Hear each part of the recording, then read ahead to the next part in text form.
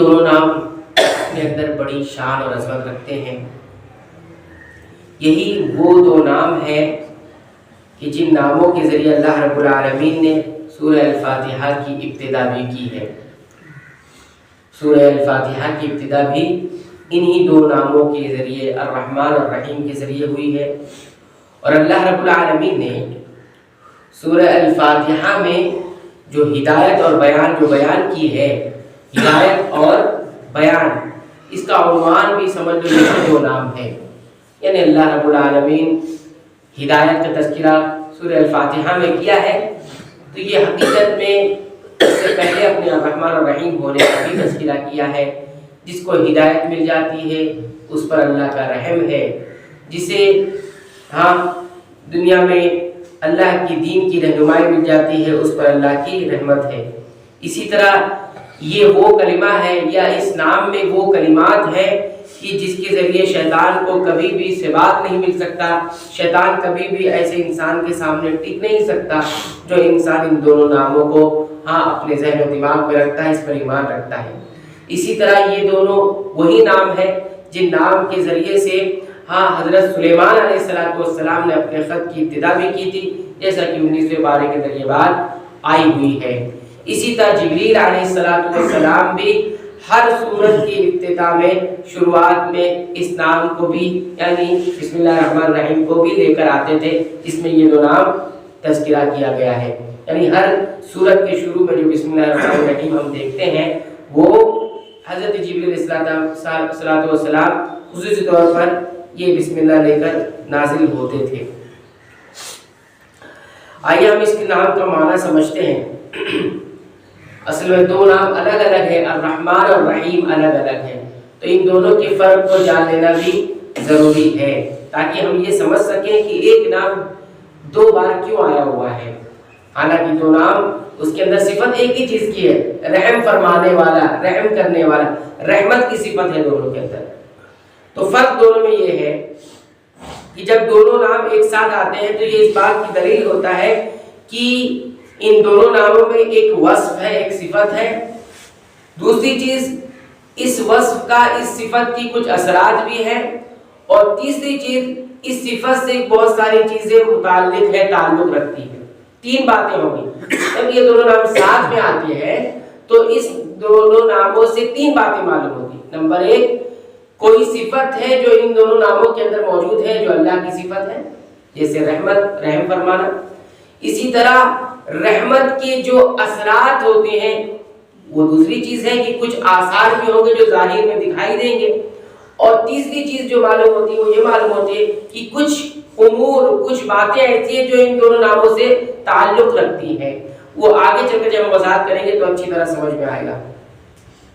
تو معنی اس طرح ہوگا کہ رحمان اس ذات کو کہتے ہیں جس کی صفت رحمت ہے، رحمان اس ذات کو کہتے ہیں جس کی صفت ایک رحمت ہے، اور رحیم اس کو کہتے ہیں جو اپنے بندوں کے ساتھ رحم فرماتا ہے۔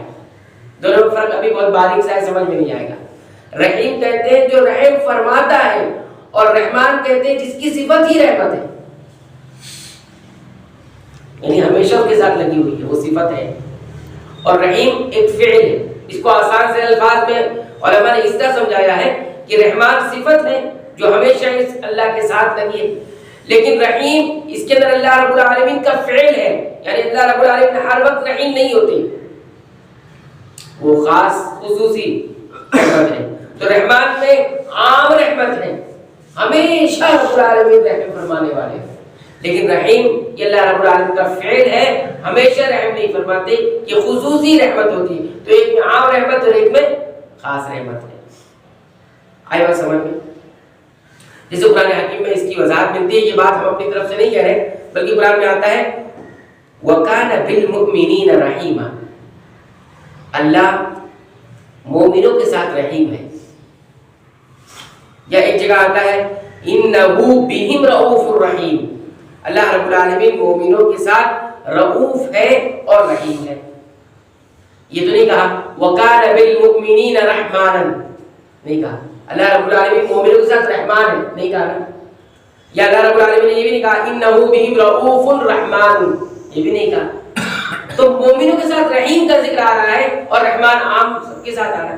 اس کا مطلب یہ ہے کہ رحیم اللہ رب العالمین کا وہ فعل ہے رحمت کا جو صرف مومنوں کے ساتھ خصوصی رحمت یا دوسروں کے ساتھ بھی ہو سکتا ہے لیکن خصوصی طور پر, لیکن رحمان یہ سب کے ساتھ ہوگا. یہ فرق کو آپ سمجھیں گے تو ان دونوں ناموں کا لطف جو ہے آپ کو حاصل ہوگا. اچھا ایک بات یہ بھی یاد رکھیں کہ رحمان جو لفظ بنا ہوا ہے, رحمان عربی زبان میں ایک روٹ ورڈ ایک سانچہ ہوتا ہے, اس سانچوں کا الگ الگ مقصد ہوتا ہے, اس سانچوں پر یہ الفاظ بنائے جاتے ہیں. جیسے ایک سانچہ ہے فعلان, کیا ہے فعلان, اس کے وزن پر بنا ہوا ہے رحمان. اور ایک سانچہ ہے فعیل جس کے وزن پر بنا ہے رحیم. دیکھ رہے ہیں فعلان رحمان, فعیل رحیم. ٹھیک ہے, تو یہ جو فعلان ہے, فعلان کے وزن پر, فعلان کے سانچے میں جو بھی الفاظ آتے ہیں اس کے اندر ایک بھرنے کا معنی ہوتا ہے. فعلان کے غور سے سنیے گا, فعلان کے وزن پر جو بھی کلمات بنتے ہیں اس میں ایک بھرنے کا مفہوم پایا جاتا ہے. جیسے کہیں گے غضبان, اس انسان کو کہتے ہیں جو غضب سے بھر گیا. ایسے کہتے ہیں سکران, اس انسان کو کہتے ہیں جو نشے میں بھر گیا ہو. دیکھیں سکران, غضبان, تو فعلان کے وزن پر رحمان بھی آیا, تو رحمان پھر کس کو کہیں گے؟ رحمان اس کو کہیں گے جو رحمت سے بھرا ہوا ہو, جس کی رحمت عام ہو. اور فعیل کا جو وزن آتا ہے اس کی بھی الگ الگ مقصد ہوتے ہیں. فعیل کا وزن جو آتا ہے تو اس کی وزن پر جو کلمات بنائے جاتے ہیں اس میں کیا ہوتا ہے, فعل ہوتا ہے, یعنی اس صفت کو کرنے والا, یا اس میں دوام کا بھی معنی کبھی کبھی پایا جاتا ہے. کبھی کبھی فعیل کے وزن پر جو کلمات بنتے ہیں اس کے اندر متعدی کا معنی, یعنی وہ چیز آگے بڑھ کر دوسرے تک پہنچتی ہے. یعنی اگر ہم رحیم کہیں گے تو کوئی ایسی بھی ذات ہوگی جس پر رحم کیا جا رہا ہے, اس کے اثرات بھی ہوں گے, اور ساتھ ہی ساتھ کچھ چیزیں ہوں گی جو اس کے ساتھ مل کر آتی ہوں گی. وہ بھی جب وضاحت کریں گے تو آئے گا سمجھ میں. بہرحال اتنا جان کے رکھیں کہ رحمان یہ اللہ رب العالمین کی ایسی صفت ہے جو اللہ رب العالمین کے لیے ہمیشہ ثابت رہتی ہے, ہمیشہ لازم رہتی ہے, ہمیشہ کامل رہتی ہے. اور رحیم جو ہوتا ہے یہ اللہ رب العالمین کی ایسی صفت ہے کہ جو فعل ہے. اللہ رب العالمین کبھی کبھی رحم فرماتے جو خصوصی رحم ہوتا ہے. ہم بھی اپنی زندگی میں دیکھتے رحمت ہماری زندگی میں تو ہمیشہ ہے اللہ کی, لیکن ہم کیا بولتے ہیں, اللہ نے پھر اس کو رحم فرما دیا اور ہم بچ گئے. کہتے ہیں نا لوگ, انسان کہتے ہیں کہ نہیں کہتے, کہتے ہیں. تو کیا پہلے رحم نہیں تھا اللہ رب العالمین کا؟ تو پھر مطلب کیا ہوتا ہے اس وقت؟ مطلب یہ ہوتا ہے کہ اس وقت اللہ کا خصوصی رحم ہوا. تو یہ رحم کیوں ہوتا ہے؟ کیونکہ وہ رحیم ہے, خصوصی طور پر رحم ہو جاتا ہے. ورنہ رحم تو اگر اللہ رب العالمین اپنی رحمت اٹھا لے کائنات ہی برقرار نہ رہے. اس لیے کہتے ہیں کہ یہ دونوں نام اللہ رب العالمین کی کمال رحمت پر دلالت کرتے ہیں. یہی اللہ کی صفت ہے اور یہ بہت وسیع ہے. کائنات جو اوپر والی کائنات ہے وہ تو اس میں تمام چیزیں, اور جو نیچے کی کائنات ہے, نیچے کی دنیا ہے, وہ تمام چیزیں اس میں جو کچھ بھی ہے, چاہے وہ فائدے کا حاصل ہونا, خوشیوں کا حاصل ہونا, اچھی چیزوں کا حاصل ہونا, بھلائی کا حاصل ہونا, دلوں کا خوش ہونا, اچھا محسوس کرنا, یہ تمام کی تمام چیزیں اس کی رحمت کے آثار ہیں. ابھی ہم نے کہا نا کہ اس کی رحمت کی کچھ آثار ہوتی ہے, آثار ہے. انسان خوش ہے نا, اس کا مطلب اللہ الرحمن الرحیم. انسان کا دل بڑا خوش ہے نا, اس کا مطلب ہے کہ اللہ الرحمن الرحیم. انسان کو خوشی کی چیز حاصل ہو رہی ہے نا, اس کا مطلب ہے کہ انسان اللہ رب العالمین الرحمن الرحیم ہے. میں نے کہا رحیم کی کچھ آثار یہی ہے. انسان کو نفع بخش چیزیں حاصل ہو رہی ہے نا, اس کا کاروبار اچھا چل رہا ہے, وہ جو چاہتا ہے اس کو وہ مل جاتا ہے, اس کو اولاد ملی ہوئی ہے, اس کو والدین ملے ہوئے, اس کو اچھے دوست ملے ہوئے, کیا کچھ اس کو نہیں ملا ہوا. یہ سب کے سب اس بات کی دلیل ہے کہ اللہ رب العالمین الرحمن الرحیم ہے, اور یہی اس کی رحمت کے آثار ہیں, یہی اثرات اس کی رحمت کے. کیونکہ بھلائی لانے والا بھی وہی, برائی سے بچانے والا بھی وہی. اسی طرح یہ بھی کہا جاتا ہے کہ جو کچھ دنیا میں ناپسندیدہ چیزیں ہیں, کمزوریاں ہیں, ڈراؤنی چیزیں ہیں, خطرات اور اندیشے ہیں, نقصان کی چیزیں, یہ سب کے سب جب ہٹ جاتی چلے جاتی ہیں, یہ بھی اس کی رحمت کے آثار ہیں. یہ ساری چیزیں دلیل ہے کہ اللہ رب العالمین الرحمن الرحیم ہے. آپ سمجھ رہے ہیں, آپ کو نقصان آنے والا تو نقصان سے بچ گئے, اللہ الرحمن الرحیم ہے. آپ کو ڈراؤنی چیزیں آتی تھی وہ نہیں آتی ہے، اس کی دلیل ہے کہ اللہ رب العالمین الرحمن الرحیم ہے۔ آپ کو کمزوری آتی تھی، چلے جاتی ہے کمزوری، اس کا مطلب ہے الرحمن الرحیم، اللہ رحمان الرحیم ہے۔ کہ تمام چیزیں آپ کو ناپسندیدہ چیزیں نہیں حاصل ہوتی، چلے جاتی ہے آپ کی زندگی سے دور ہو جاتی ہے، اس کا مطلب ہے اللہ رب العالمین الرحمن الرحیم ہے۔ اس معنی کو آپ سمجھیں تو یہ ہے۔ اور اسی طرح یہ بات بھی یاد رکھیں کہ اللہ رب العالمین کی جو رحمت ہے وہ اللہ رب العالمین کے غضب پر اس کے اوپر بھاری ہے، اوپر ہے، اسی لیے پہلے ذکر کیا اللہ رب العالمین۔ رب العالمین کے بعد پہلی صفت اللہ رب العالمین نے کیا ذکر کی ہے؟ یہی رحمان الرحیم۔ اس کا مطلب یہ ہوا کہ اللہ رب العالمین کا جو غضب ہے اور جو غصہ ہے، جو ناراضگی ہے، وہ نیچے ہے، اور اوپر کون ہے؟ اللہ رب العالمین کی صفت رحمت، اللہ رب العالمین کا رحم فرمانا۔ اور ہم پوری مخلوق میں اس چیز کو دیکھتے ہوئے کوئی انکار نہیں کر سکتا، کوئی بھی شخص انکار نہیں کر سکتا کہ اللہ رب العالمین کی رحمت اس کے غصے پر حاوی ہے۔ حتیٰ کہ ہم دیکھتے ہیں کہ یہ رحمت، اگر اس رحمت کو آسمان سے بھر دیا جائے، اس رحمت سے ذریعے آسمان بھر جائے، زمین بھر جائے، پورے دل بھر جائے، سب مخلوق بھر جائے، تب بھی یہ رحمت جو ہے اللہ رب العالمین جو پیدا کی وہ ختم نہیں ہوتی۔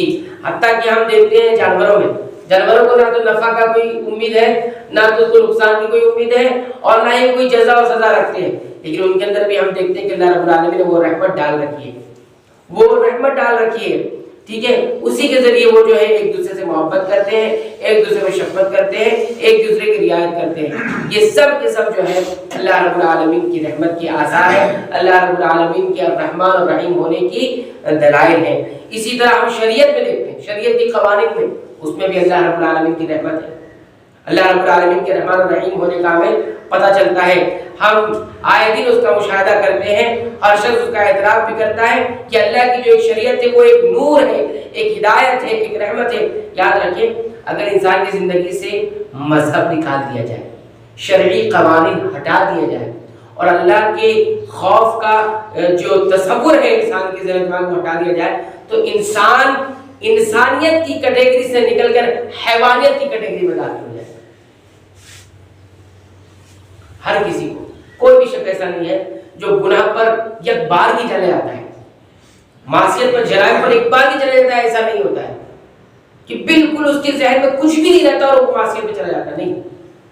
وہ اللہ رب العالمین کے الہی قوانین جو اس نے بنائے ہیں، جو فطری قوانین ہیں، اس کی وجہ سے وہ نہیں کرتا ہے۔ یہ اللہ کے رب العالمین کے رحمان الرحیم ہونے کی دلیل ہے۔